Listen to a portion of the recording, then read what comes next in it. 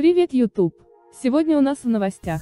Юношеская сборная Таджикистана сыграла с бразильской командой Асаска Аудакс. Директор лицея для одаренных детей Худжанда подозревается в присвоении почти 843 тысячи самани. Best in Travel, Таджикистан вошел в рейтинг лучших регионов для туристов. По опубликованному на Facebook видео в Душанбе оштрафовали 6 водителей. И прошу тебя, поддержи нас лайком и комментариями. И мы будем улучшать качество. Ну начинаем!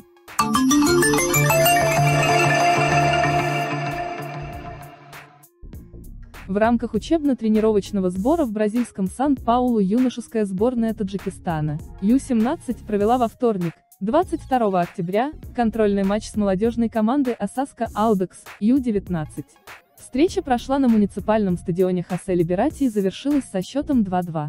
Юношеская сборная Таджикистана уступала по ходу игры 0-2, однако смогла переломить ход матча и еще в первом тайме восстановила статус-кво 2-2. В составе нашей сборной забитыми голами отличились Ислом Заиров и Шерифбек Рахматов. После перерыва тренеры обеих команд произвели ряд замен. Во втором тайме забитых голов больше не было. На 74-й минуте Асаска Аудакс заработал пенальти, однако голкипер нашей команды Шохрух Киргизбоев смог отбить 11-метровый удар в исполнении игрока бразильской команды. Сегодня, 23 октября, юношеская сборная Таджикистана, Ю-17, проведет заключительную тренировку на сборе в Сан-Паулу, а завтра вылетит в город Витория, где продолжит подготовку к чемпионату мира 2019. На Мундиале в Бразилии наша сборная сыграет в группе Е вместе со сборными Аргентины, Испании и Камеруна. В первом туре подопечные Зайнеддина Рахимова сыграют против сборной Камеруна. Эта встреча пройдет 28 октября на стадионе Эади Кайлье Баранраде в бразильском городе Кариасика и начнется в 20 часов ровно по местному времени, 29 октября в 4 часа ровно по душанбинскому времени. Агентство по госфинконтролю подозревает директора лицея для одаренных детей Худжанда в присвоении и растрате.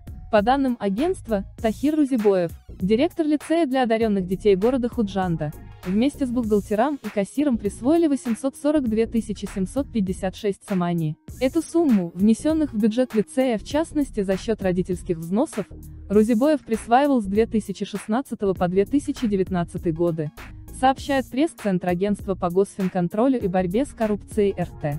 В этом деле фигурирует также главный бухгалтер этого учреждения Аббабакулов и кассир Ниёзов. Кроме этого, выяснилось, что Рузибоев и главбух вместе с заведующим складом лицея Х. Ибрагимовым, вступив в сговор с директором ООО «Файзи Музафар М. Пулатовым, поделали 31 накладную о якобы приобретении на сумму 1,6 миллиона самани в указанной фирме продовольствия для лицея, сообщает пресс-центр. По данному факту в отношении вышеуказанных лиц возбуждено уголовное дело по статьям 245 «Присвоение или растрата» и 323 «Служебный подлог», УК РТ ведется следствие.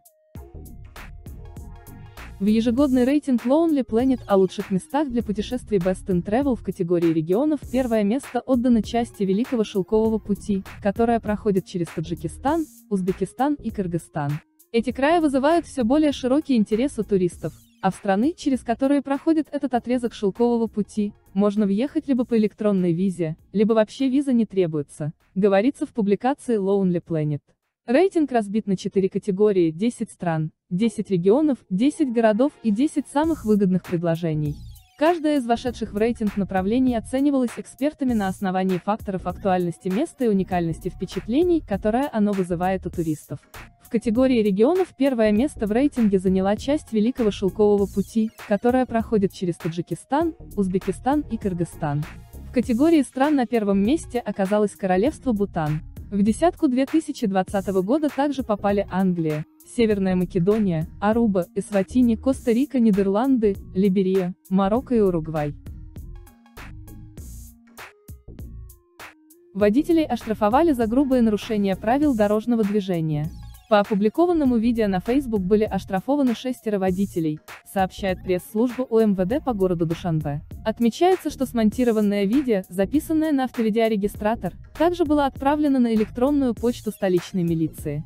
Сотрудники ГАИ УМВД по городу Душанбе, изучив видео с нарушениями ПДД со стороны водителей на улицах столицы, привлекли к административной ответственности несколько водителей. Их оштрафовали за неподчинение сигналам светофора или жесту регули. ровщика по статье 318 Кодекс административного правонарушения РТ, сообщает пресс-служба столичной милиции. Управление МВД по городу Душанбе благодарит пользователя Facebook за гражданскую активность и помощь в борьбе с правонарушениями и призывает жителей и гостей города Душанбе быть активнее и отправлять фотографии с фактами нарушениями ПДД и других правонарушений по электронной почте rom.dushanbe@mail.ru, на официальную страницу управления на Facebook Райоссати ФКД Дарша, Ри Душанбе или позвонить +99 237 221 1500.